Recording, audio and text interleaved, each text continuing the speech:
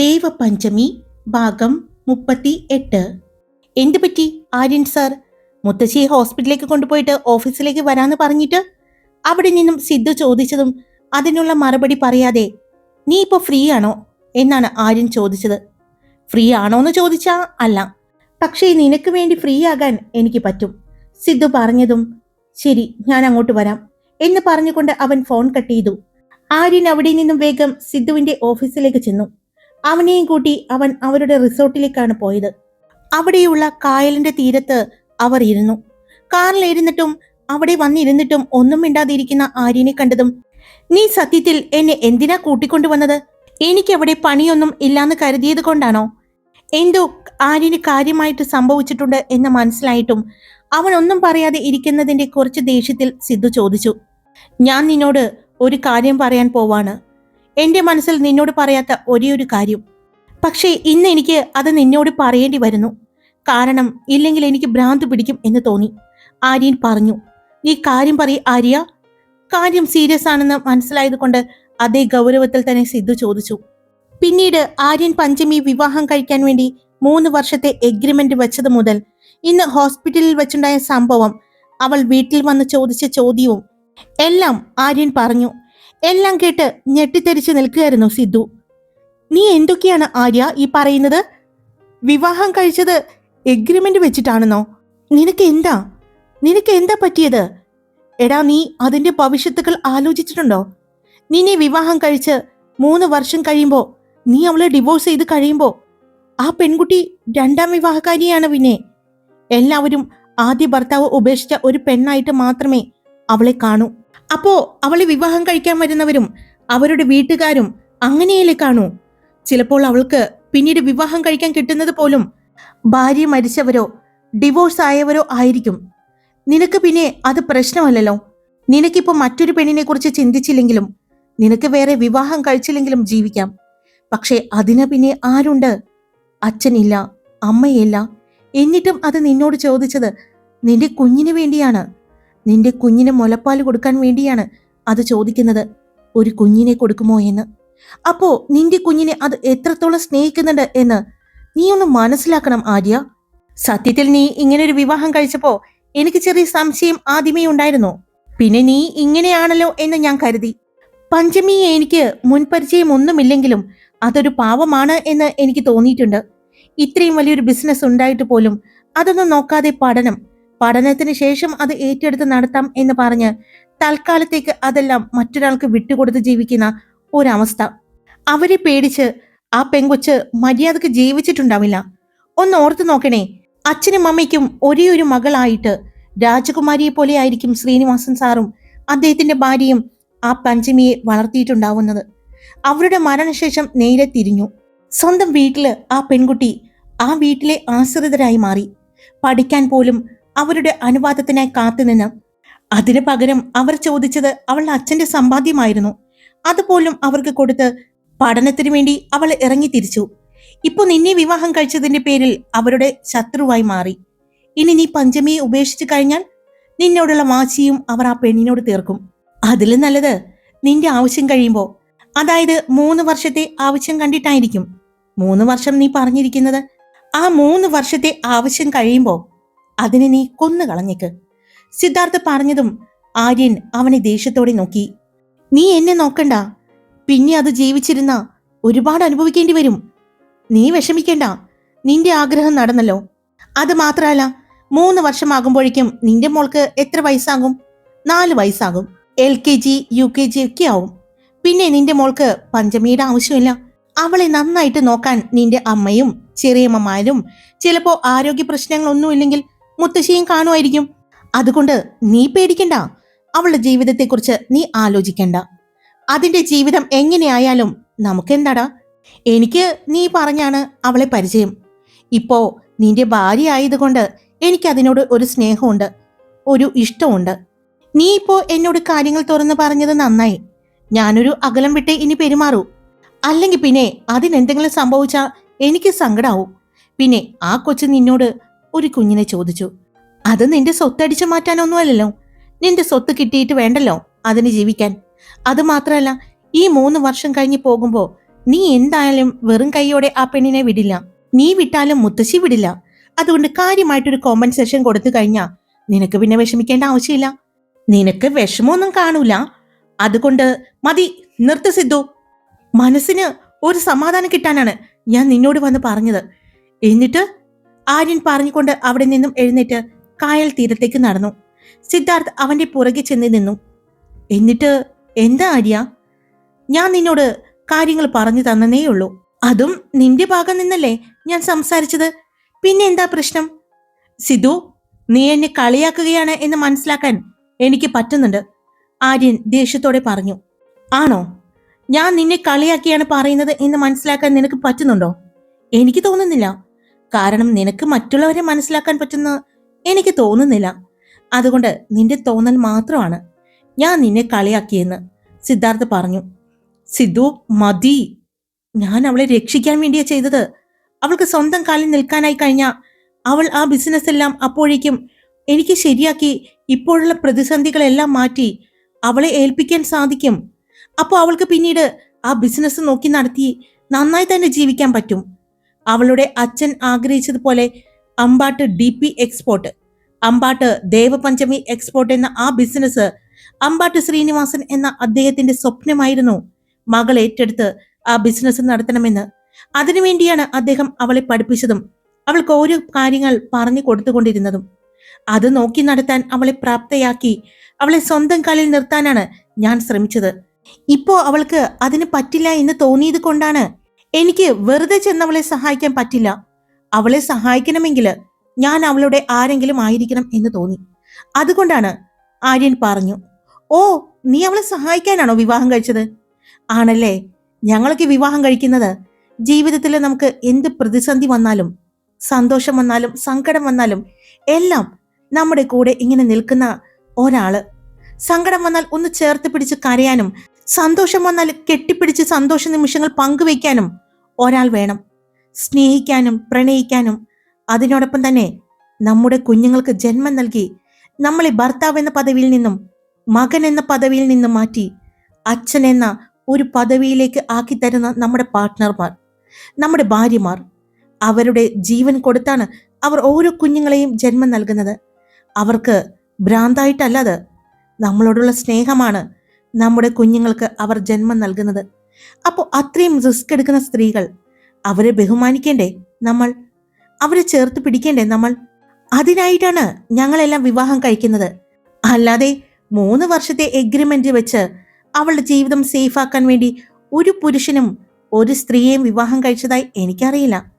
അവളെ സഹായിക്കാനാണെങ്കിൽ മറ്റെന്തെങ്കിലും വഴി സ്വീകരിക്കുന്നതായിരുന്നു ആര്യ നല്ലത്. ഇത് വേണ്ടായിരുന്നു. എന്തായാലും നിനക്ക് ദോഷമൊന്നും ഉണ്ടായില്ലല്ലോ, അതുകൊണ്ട് നീ വിഷമിക്കേണ്ട ആവശ്യമൊന്നുമില്ല. ഇപ്പൊ ഈ വന്നിരിക്കുന്നത് പോലെ മനസ്സ് വിഷമിച്ചു എന്ന് പറഞ്ഞൊന്നും വിളിച്ചു വരുത്തിയിരിക്കേണ്ട ആവശ്യമൊന്നുമില്ല. ഇനി അവൾക്ക് 3 വർഷത്തെ സമയം കൊടുത്തിട്ടുണ്ടല്ലോ.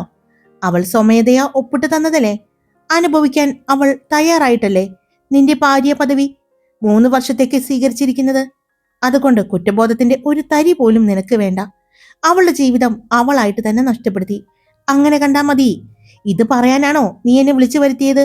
ഫോണിലൂടെ പറഞ്ഞാൽ മതിയായിരുന്നല്ലോ, ഞാൻ പറഞ്ഞു തരുമായിരുന്നല്ലോ.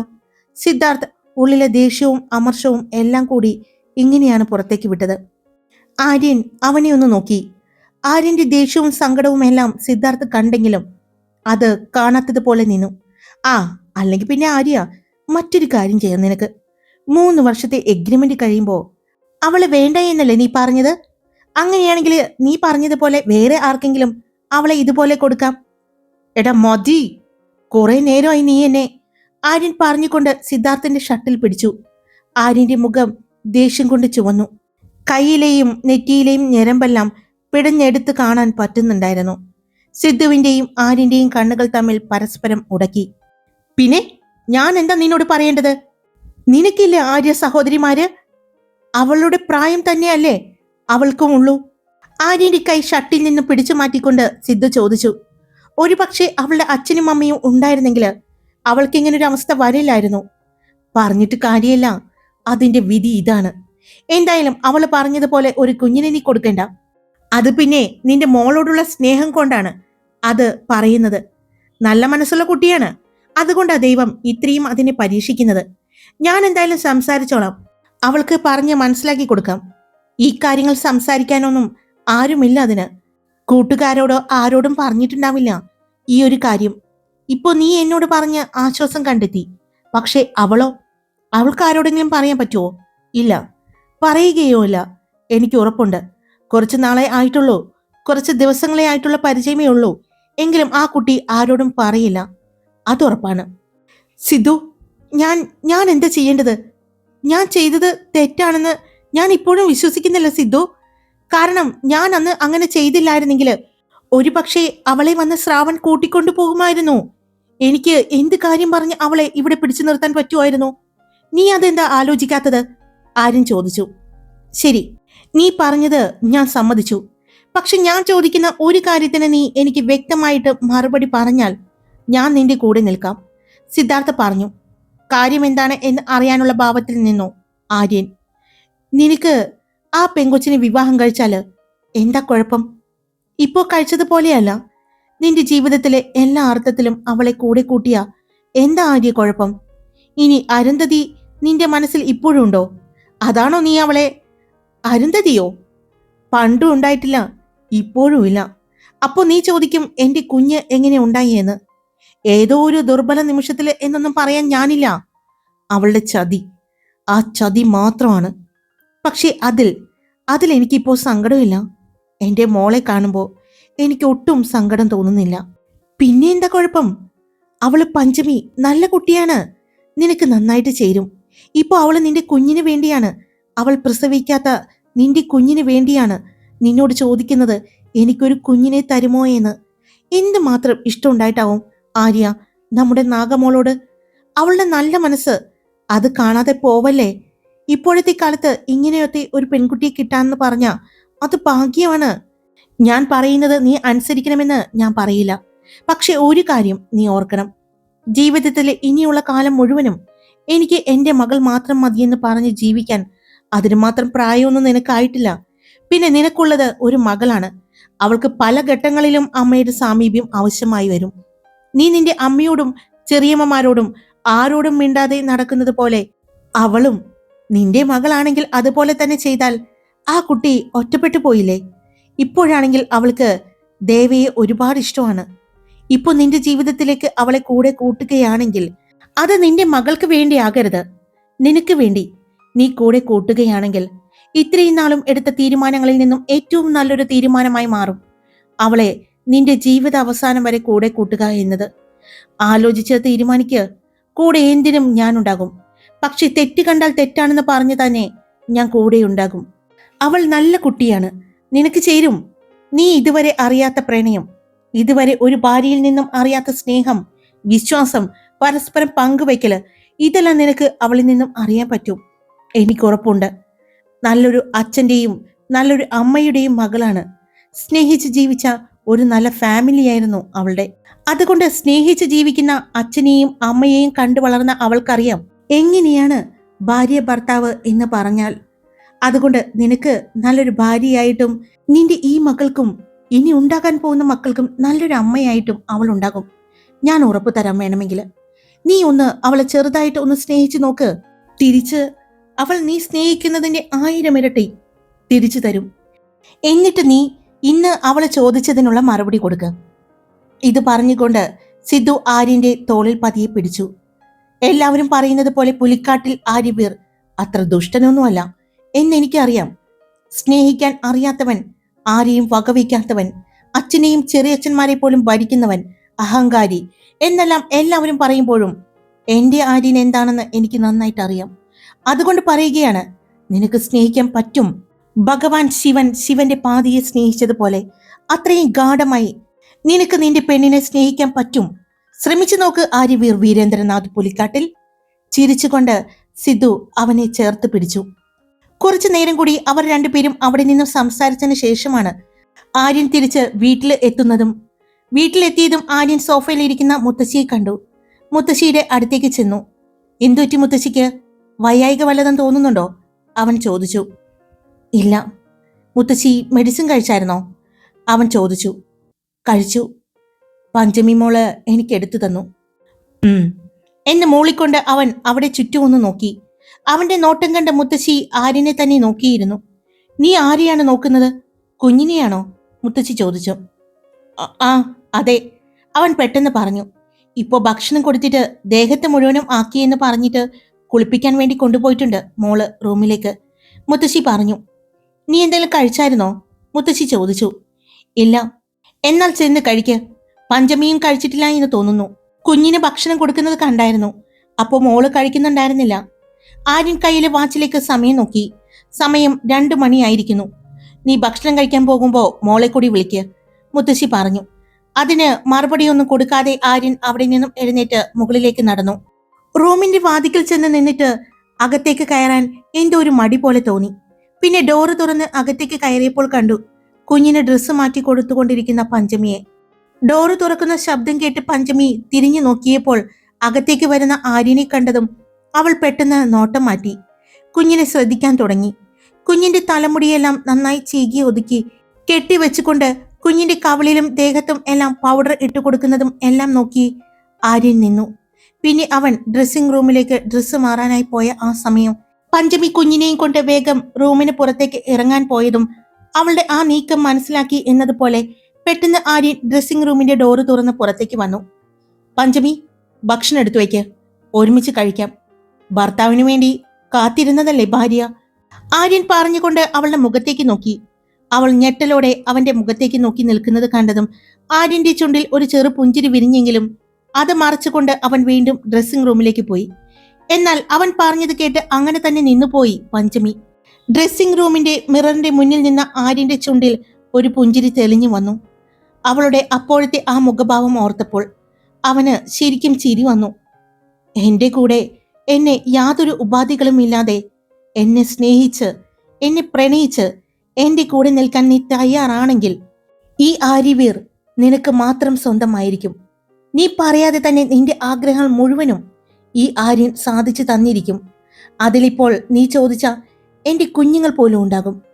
കണ്ണാടിയിലേക്ക് നോക്കി ആര്യൻ പറഞ്ഞു. അപ്പോൾ മനസ്സിൽ സിദ്ധു പറഞ്ഞ ഒരു കാര്യം കടന്നു വന്നു. എടാ, അവൾക്ക് സ്നേഹിക്കാൻ ഇപ്പോൾ ഈ ഭൂമിയിൽ ആരുമില്ല, അവളെ സ്നേഹിക്കാനും. അതുകൊണ്ട് നീ അവളെ ഒന്ന് സ്നേഹിച്ചു നോക്ക്.